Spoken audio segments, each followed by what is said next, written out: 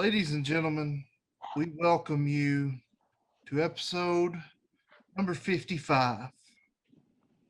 It's late in the week, and we apologize for that. If you're watching us on YouTube right now, your timer at the bottom of the screen is breaking from left to right. We have this show lined up, we hope perfectly, and it's time for us to take our shot. Convince Me Show! Right now.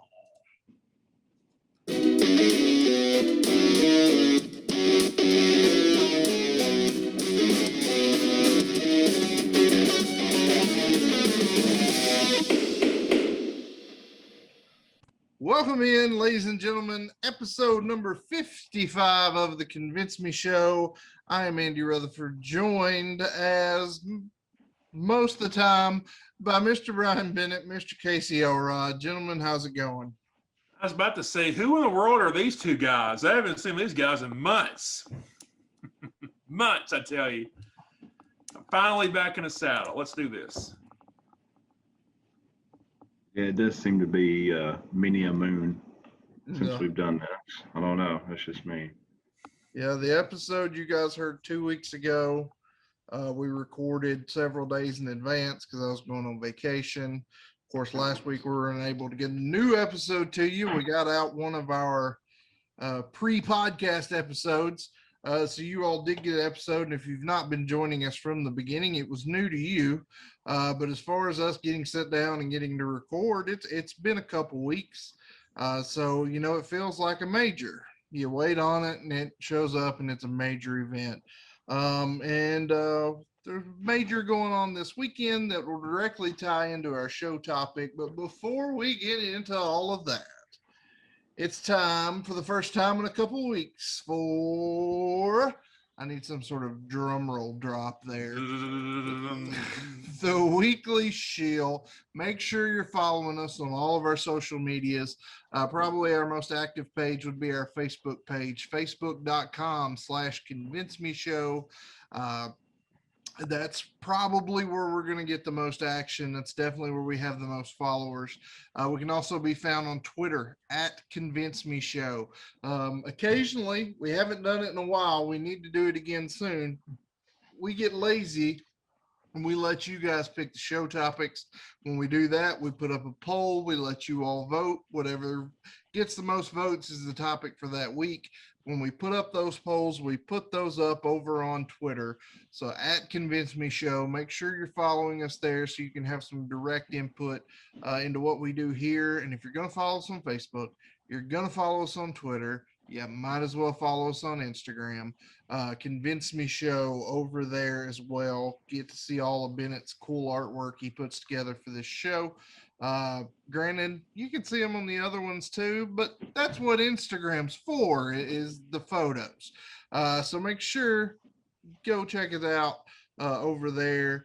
And then there's the YouTube, tinyurl.com/convince me show. We have one smash hit video over there. We need you guys to get over there, subscribe, like, comment, all that good jazz, and make all of our videos over there highly watched. I don't know if liked is true, but highly watched.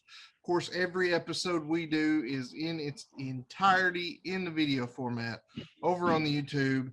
And of course, at the end of the day, we're a podcast. Wherever you listen to your favorite podcasts, we drop them. We try to get one out once a week. We try to get them out on Wednesday. Sometimes we fail on both of those fronts, but for the most part, we try to drop them on Wednesdays wherever you listen to your favorite podcast. If we're not where you listen to your favorite podcast, make sure you let us know, and we will do what we can to get there. So enough said about that. Let's dive right into it. And this one, to the shock and awe and amazement of all of us, came from that massive head of Mr. Elrod, who finally contributed a show idea that was decent. Elrod, with this weekend coming up, we've got the U.S. Open, one of 4 major tournaments for the PGA. Tell us what we're doing, this week?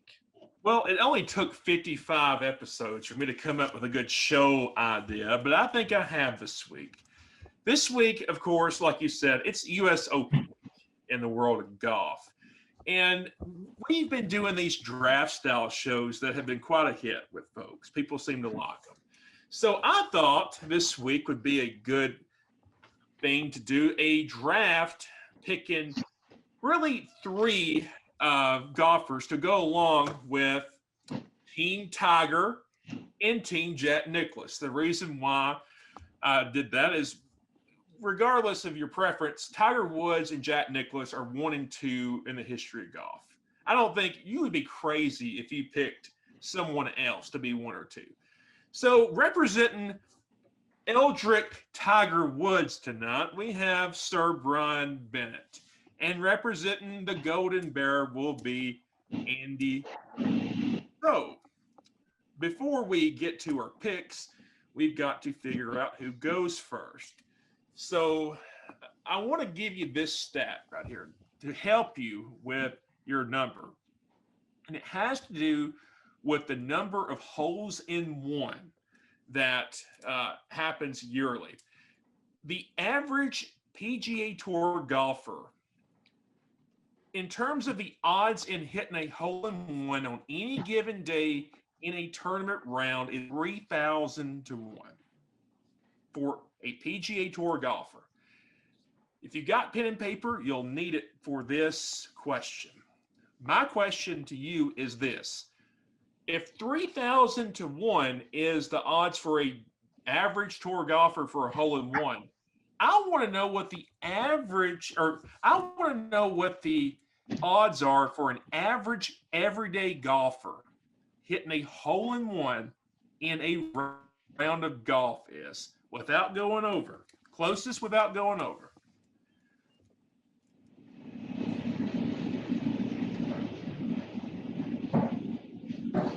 Average golfer hole in one. Now this would be a 10 handicap or below. So this is not just hacks. These are scratch golfers. And so this is not me. This is someone a lot better than me. What is the odds of a hole in one? So these are not hacks. This is not just weekend golfers. These are good golfers. Okay. All right. Good We locked golfers. in? Okay. What y'all got? Run has 5,000 to 1. Put 40,000 to 1. 40,000 to 1. Went way high.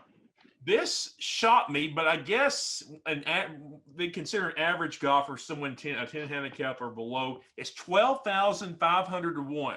So about 4 times the odds of an average tour golfer. So even though you were over, Ron, you get to decide, do you want the first pick or do you want the second and third pick? Well, as I told you gentlemen earlier, I've compiled a list of names here, and I really don't have them in any sort of order, but I said if I got the number 1 pick, I knew what I was going to do with it. So since I know what I would do with the number 1 pick, and I assume Bennett's 2 picks after that would take 2 of my other names off my list and make it a little easier for me, I'm going to go ahead and take the first pick. Okay. So obviously the captain of my team, as you discussed, was Jack Nicklaus. And we didn't even count that as picks because the arguments have been made that they're the best, him and Tiger, on this show already. And I sat here and argued successfully, I might add, that Jack Nicklaus was the greatest golfer of all time in a previous episode of this show. So if we didn't automatically assign them, I would have taken him here. Bennett would have taken Tiger with the next pick. It all ends up the same. So then we're moving essentially the third pick, but for our purposes, it's the first pick. You take Tiger out, you take Jack out. I'm going to go with my first pick in this draft. This number 2 on my foursome with the Golden Bear. I'm taking arguably the most popular golfer in the history of the game, the king Arnold Palmer is going to be my first pick here.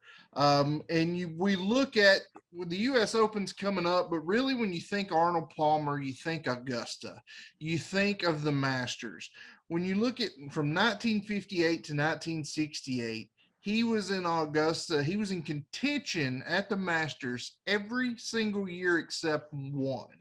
And in that 11-year span, he had 4 wins, 2 second-place finishes, 1 third-place finish, and 2 fourth-place finishes. He really did. He owned Augusta, so to speak. He's one of the greats there. But of course, we're not talking just Augusta here. Matter of fact, we're not even talking mainly Augusta. If we were talking mainly anything, it's the U.S. Open this weekend. And the 1960 U.S. Open is probably Arnold Palmer's greatest achievement because it's the greatest comeback in U.S. Open history. Going into that final day, there's a 20-year-old chubby guy named Jack Nicklaus on the leaderboard. There's the Hawk, Ben Hogan, on the leaderboard.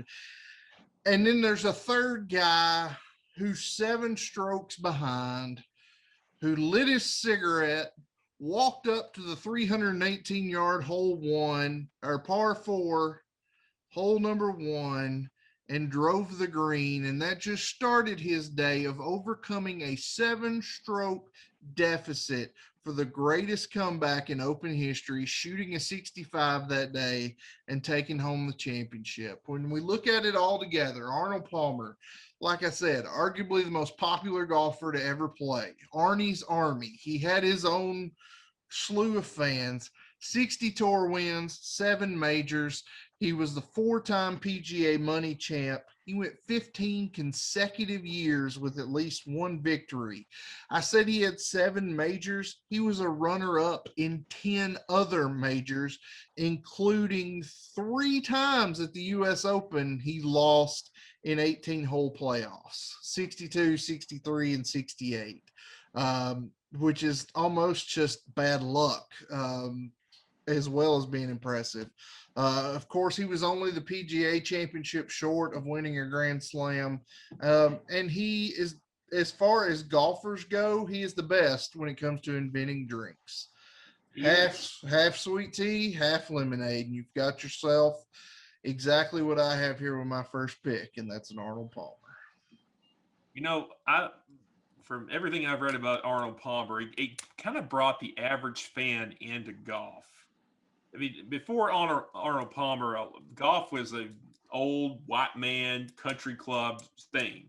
He brought the average fan into viewing it on television and going to the golf course to watch a round. So I love the pick, right? You got Jack Nicklaus and Arnold Palmer. I mean, that's a pretty good punch.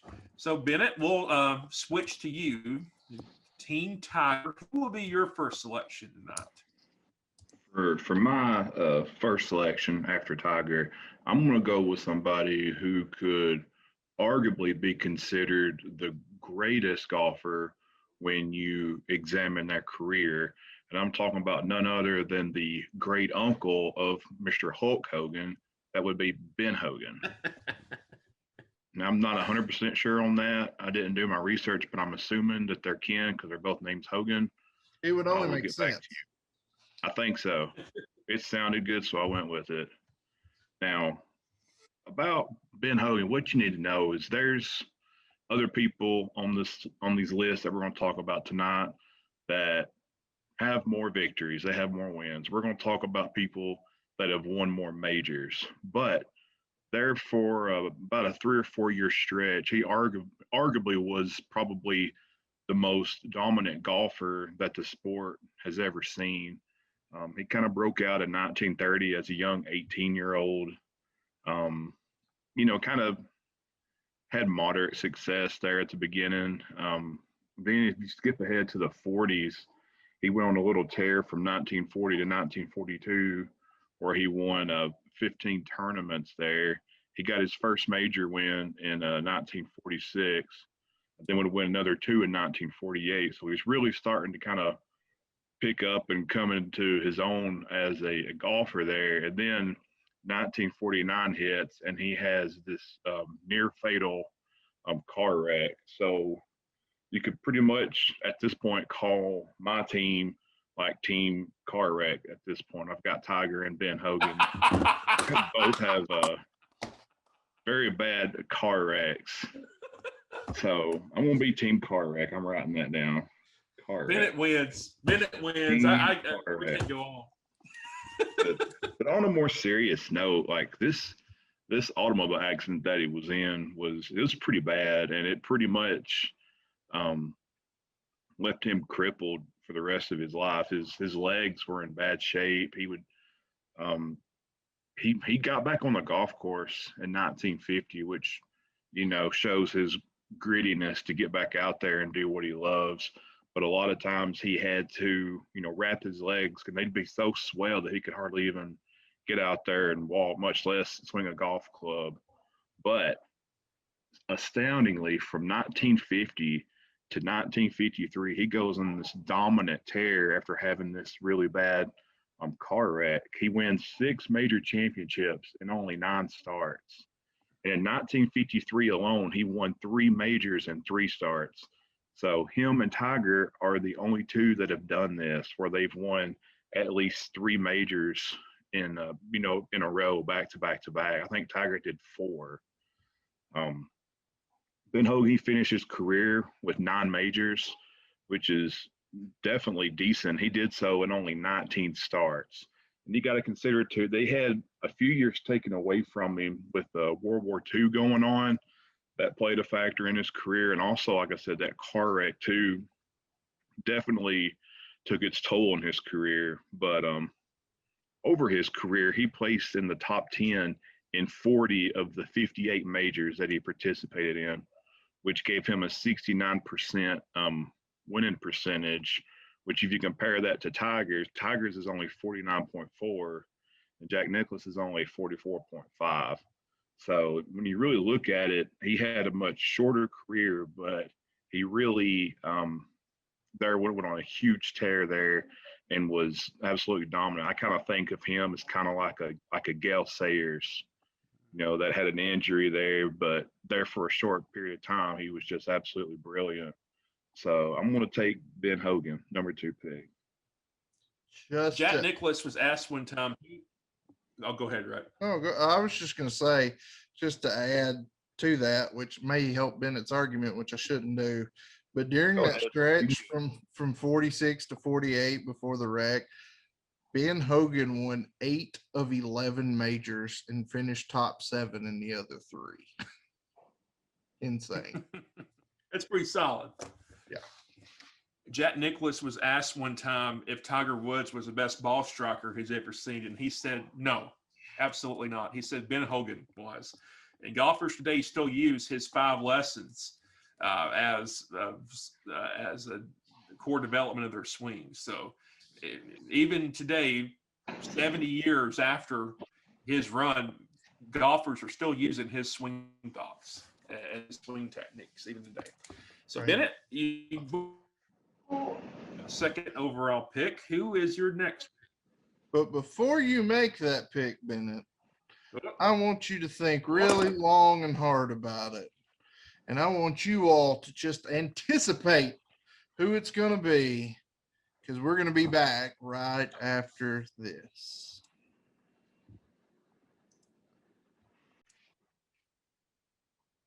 And we are back. Mr. Elrod, as you were saying. All right. So, Bennett, you went with Ben Hogan as your second overall pick. Who will be the next? My next pick, I'm going to go with a guy who is a real golf OG. We're talking about a guy that's known as the father of professional golf, a guy that made his professional debut the same year that the Titanic would sink, and that would be Mr. Walter Hagen. His best years were from 1914 and 1929, although, like I said, I think his debut was around 1912. Quick hits about him. He's got 58 pro wins. He had 11 major wins, and which is actually third most behind, the big 2, Tiger and Jack there. So not bad to get him in the number 3 spot. his stats, when you look at it, are impressive enough. But the thing about Walter Hagen is it doesn't really tell the whole story when you look at 58 professional wins, 11 majors. The thing with him is he had way less opportunities than a lot of the guys do today and people after him did. If you look, he never even won a Masters tournament. The Masters didn't even start until 1934, which is well past what you would consider Mr. Hagen's prime years. And from 1950 and 1919, there was roughly maybe one major every year because of World War One. So you've got Ben Hogan affected by World War Two. You got Walter Hagen affected by World War One. So he really had a lot less to work with than a lot of guys do today, or at least people that came after him. But what you do need to know is from 1914 to 1929, which was his prime years, there were 37 majors held, and he won 11 of them.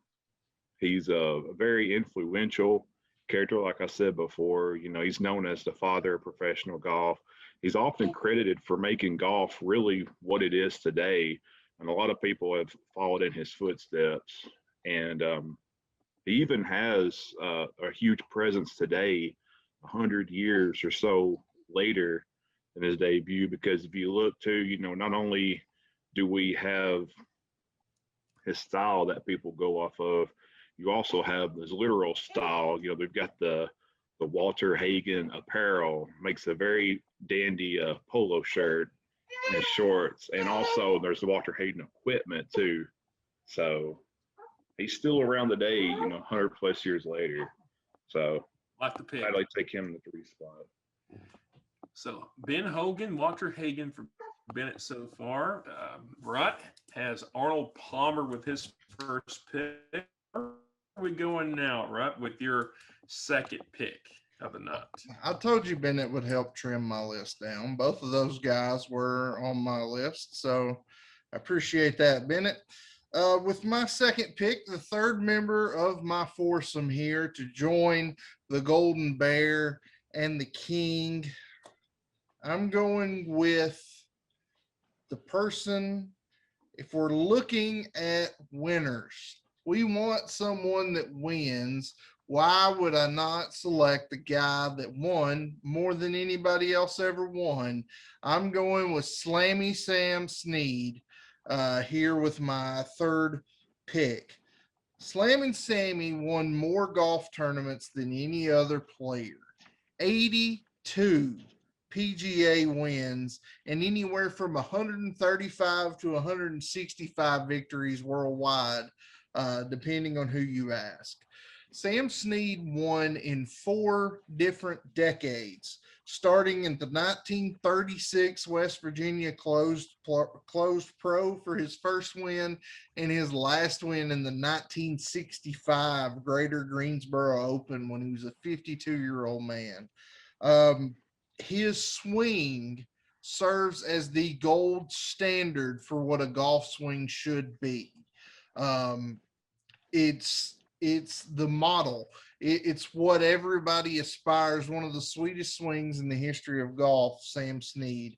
I talked about all he won, and somehow he's one tournament short of a Grand Slam, because Snead never won the one tournament that seemed to be, it should have been his birthright. He never won a U.S. Open.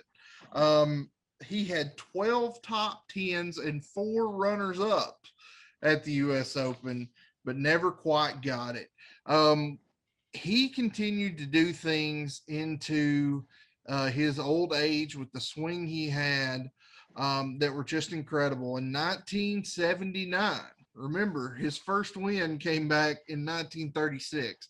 In 1979, he offered golf fans one final glimpse into what his greatness was when he became the first player ever to shoot lower than his age, shooting a 67 and a 66 at the Quad Cities Open at the age of 67.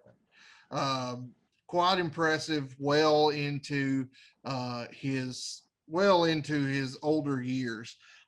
He won 7 majors, but what's crazy is the missed opportunities at majors that he had. He only played in the British Open 5 times. And the first one he ever played in, he said he only played because of a contractual obligation to a sponsor. And he won that British Open.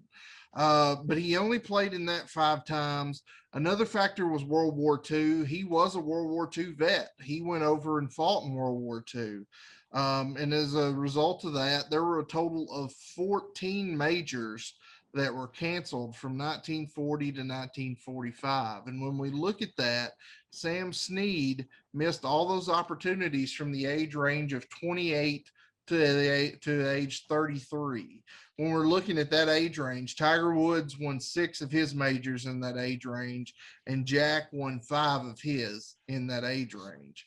And he missed those years due to the war, but even missing those years, 82 tour wins, the most of anyone ever, 7 majors, won the Masters 3 times, won the PGA 3 times. Of course, that one victory out of 5 chances at the British Open. He's the oldest player in the history to win. He's the oldest player in history to make a cut, and the only player in history to shoot his age, which is crazy to think about. And lastly, he posted top 10s in major tournaments in 5 different decades. So I'm taking Slamming Sammy Snead. 2 notes about Sam Snead that I've found, right? You said he shot below his age. In '97, I don't know if you mentioned this or not, but at age 85, he shot 78 at the Greenbrier at a practice round, which is just nuts. 85, he shot a 78. And you mentioned that Sam did not play in a lot of British Opens. A lot of golfers back then, it was cost prohibitive to go over there, and a lot of them were still scared to fly. They didn't want to fly across the pond and play the British Open. So a lot of American golfers around that time period just did not play in the British Open. So I like the pick with Sam Snead. Where are we going next? Well, this is tough. This is my last pick here. And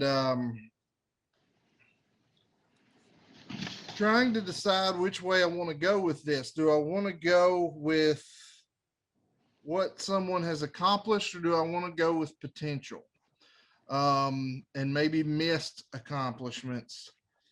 But I believe I'm going to go with my last pick, the last person of my foursome here to join Jack Nicklaus, Arnold Palmer, and Sam Snead. I'm going with Bobby Jones as my 4th. In the golden age of sports, nobody, not Babe Ruth, not Red Grange, not Jack Dempsey, nobody shone greater than Bobby Jones. And what is crazy about Bobby Jones, he was never a professional golfer. He was an amateur his entire career. He's the one from 1923 to 1930 that really was the first to bring eyeballs to the sport of golf. And then he walked away at the age of 28. At 28, he walked away. Nobody has accomplished more in any sport in a shorter period of time than Bobby Jones did. And it's insane to think about somebody who's that high of a level walking away at the age of 28. But look what he did all before he turned 28. 1923, he took the U.S. Open into an 18-hole playoff and then ripped off another 12 majors before calling it a career. At the age of 28, he had 12 majors. He had 13. He ripped off 12 after that U.S. Open. His record of 13 majors would stand for 40 years before a little guy named Jack Nicklaus came along and broke it. But he won, and when I say he won a Grand Slam, it's not the modern Grand Slam. Um, Back then, the Grand Slam was the U.S. Open, the British Open, the U.S. Amateur, and the British Amateur. That was considered the Grand Slam back then. But he won it. He won 13 majors, 7 of those official, 6 unofficial, because some places don't count those amateur opens as official majors. But he won all 13 of those in the span of 8 years, from the age of 20 to the age of 28. By the age of 28, Tiger Woods had won 8 majors and Jack had won 7, and Sam Snead hadn't even won 1 by the age of 28. Bobby Jones did all that by the age of 28. 1930, I mentioned he won the Grand Slam. He won all 4 of those majors in this same year, in 1930. But maybe his lasting contributions to the game came after he walked away in 19 at the age of 28. After he walked away in 1930, maybe his greatest accomplishment. I said that the Grand Slam then was different now because there was no PGA Championship then, and there was no Masters tournament because Bobby Jones hadn't created it yet. A few years later, after he walked away, he organized a gathering of friends in Augusta, and then he established Augusta National and established the Masters tournament that we all know and love today. He never played competitively again. He shot around a little bit. He actually went on to practice law in Atlanta after that, but he won the 1930 Grand Slam, played in 31 majors, won 13 of those 31, and finished in the top 10 27 times out of 31 majors that he did play. And of course, maybe his most lasting impact, he's the founder of Augusta National Golf Club and the Masters. I'm taking the potential and the actual accomplishments of Bobby Jones. Love the pick, Rut. Probably the best natural golfer of all time. I don't think that never a pro.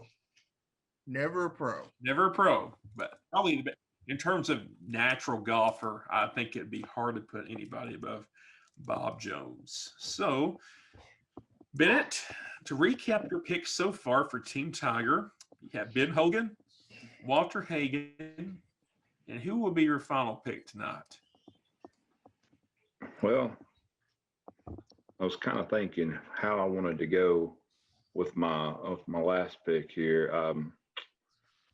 I want to go with one guy, but I'm not. I want to go with Phil because everybody loves Phil Mickelson, but I'm not. I'm going to go with another guy.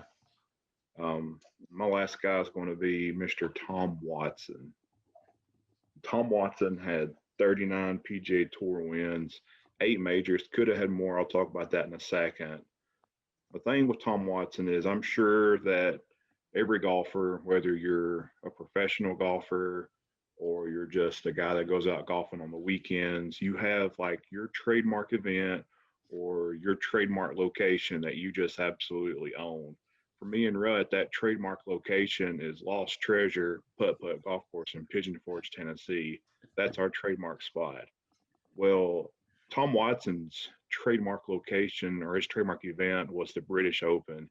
He absolutely dominated the British Open. He won it 5 times in 9 years. They really should just rename it the Tom Watson event. That's what they should do. I'm going to write an email to somebody and get that going. But what you need to know, he's not just a one-trick pony that goes out there and dominates at the British Open. He won 8 majors in a span of 1975 to 1983, which is pretty dang impressive. And on top of that, he also had 8 second-place finishes as well. So he could have potentially added to that even more so than he did. He placed top 10 at least 10 times and at each major, which is pretty dang impressive. He's a 6-time PGA Tour Player of the Year. And the thing that really stuck out to me that made him my 4th pick here is that he made at least one cut per year from 1971 through 2007, which shows his longevity to play at a high level. That's 37 straight years. So I got to give it to Tom Watson. That's my fourth pick. I'm mad at Tom Watson. I'm still mad to this day. In 2009, I believe he was 59. I mean, Phil just won the PGA Championship at Kiowa a few weeks ago at age 51. But Tom Watson goes to the final hole at Turnberry with Stewart Cink, and he has the lead. And if Tom Watson at age 59 wins the British Open that year, I think he would be hard-pressed to find a better sports story in the history of any sport. Having old Tom Watson win the Open Championship for like the seventh time, would that be six or seven times? Six. So that would have been one of the great sports stories of all time. But unfortunately, he made bogey and lost in the playoff to Stewart Cink. So, yes, but he was on my list. He admitted his nerves got to him, crazily enough. If you go back and watch the shot that he hit into the 18th hole, it was almost a perfect shot, but the greens firmed up and the ball rose off the back. If the greens are not firm, which they hadn't been that day, if the greens are firm or less firm, he wins that British Open. And that's probably one of the greatest sports stories ever told. But it was not to be. Tom Watson was actually on my list, and something about him that stuck out to me it's probably the greatest head-to-head competition in history was the 77 British Open with Jack Nicklaus. And it wasn't match play tournament, but it might as well have been. Hubert Green, who finished third in that tournament, said, I won the tournament I was playing. I don't know what tournament those guys were playing. They were so far ahead of that field. Nicklaus, of course, it was just 2 days for a tournament then. Nicklaus shot a 65 and a 66 and lost to Tom Watson by a stroke because Tom Watson had back-to-back 65s. Just insane.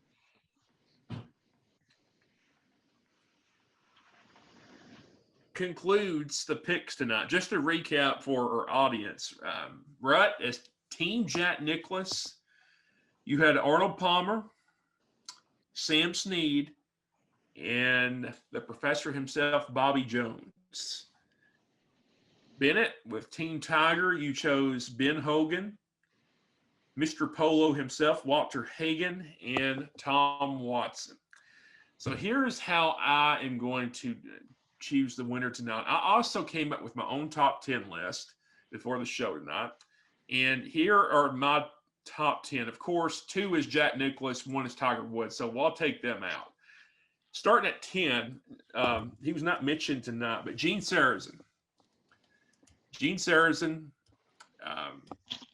also a Grand Slam winner, maybe pulled off the most famous shot of all time in the 35 Masters.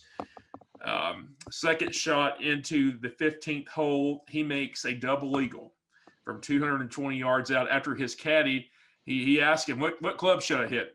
He just said, just go for it. And one bounce, and it goes into the hole. It's a shot heard around the world. There's a plaque at Augusta for that shot. He was my number 10. Phil Mickelson made my top 10 at number 9.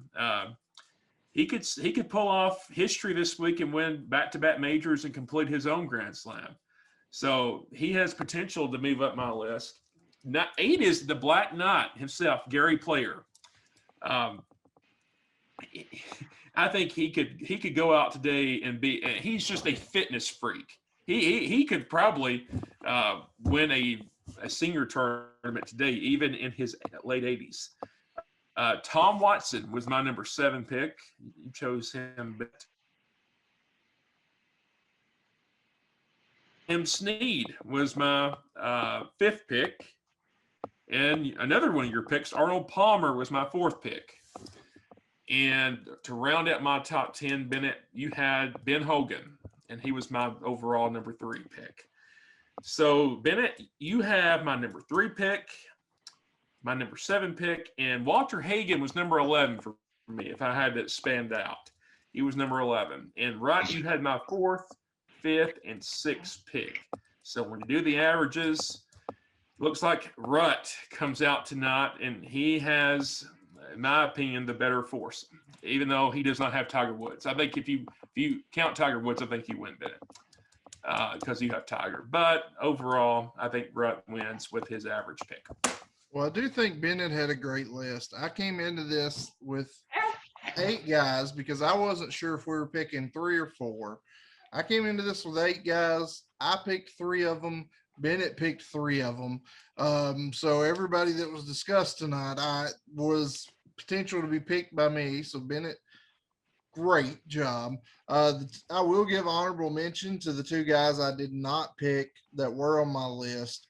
Of course, Phil Mickelson, one of his greater achievements coming just a few weeks ago. He was tabbed when he started as the next Jack Nicklaus, and really he's kind of turned into the next Arnold Palmer. When you look at popularity, you look at heartbreaks of not winning, although coming so close, he's really more of an Arnold Palmer than Nicklaus. And any other player that I didn't pick that you listed was Gary Player, probably the greatest international star to ever play the PGA Tour. But as much as I love this win, I will take this win. Obviously, Jack's better than Tiger. We've already settled that on this show.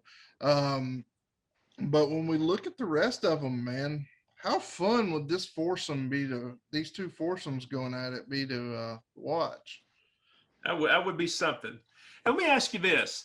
If Brooks Koepka is able to win would that be his 4th or 5th major this weekend? It might be his 5th. If he's able to get to 5 majors, but only have like 10 overall victories, do you put him in the top 10? If he's able to get, I mean, he's knocking on the door. What's crazy, and I told you this earlier today, right now in golf, when you look at top to bottom, there's more talent playing golf right now in 2021 than there has ever been.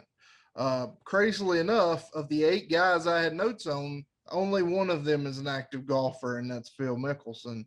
But I think there's a handful of guys playing right now that if we went back and did this 10 or 20 years from now, could easily crack that list. There's Brooks Koepka, there's Rory McIlroy, there's Jordan Spieth.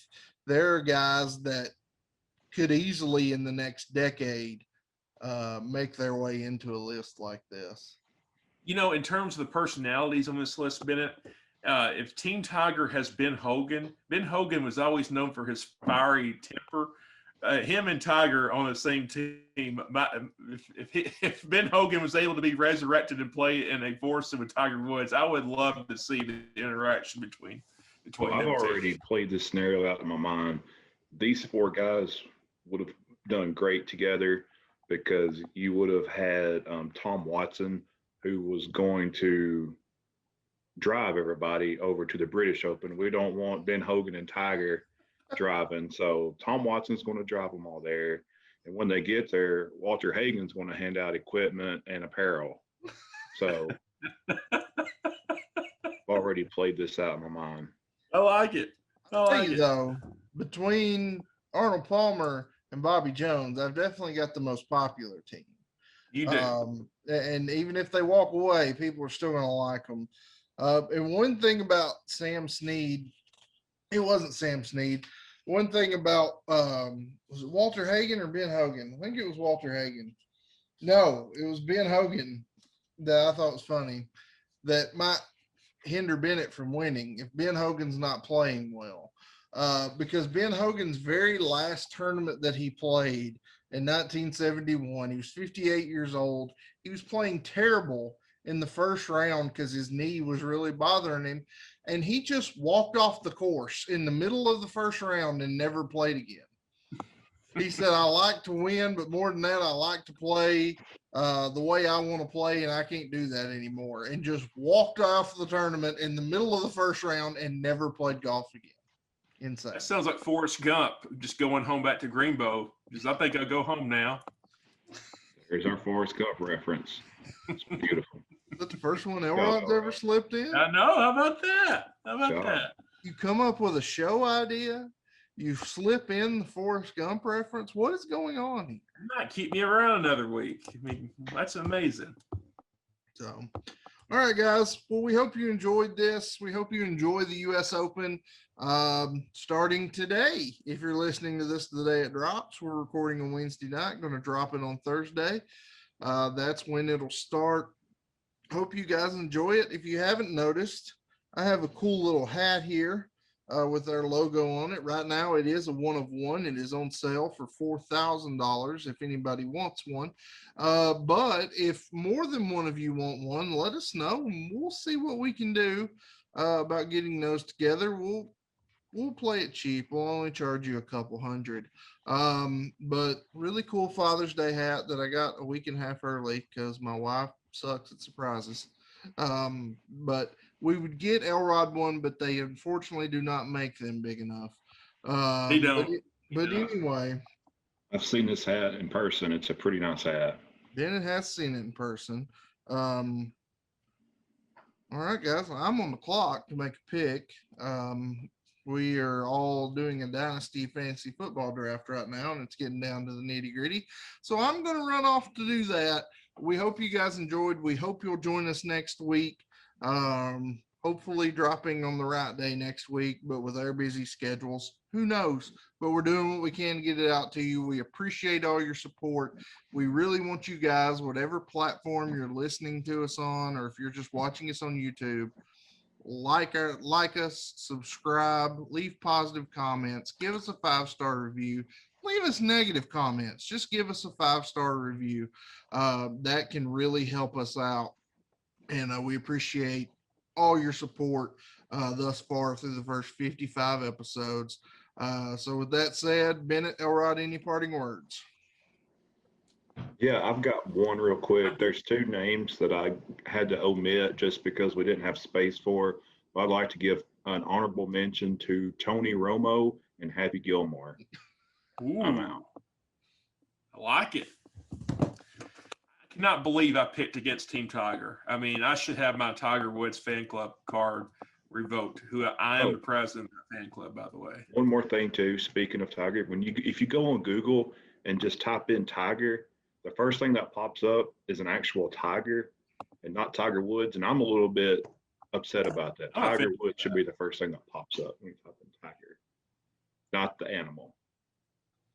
I bet 6 months ago it was probably Tiger King, which is even more infuriating. True. So, all right, guys, we will be back next week. We hope you are too. And until then, peace.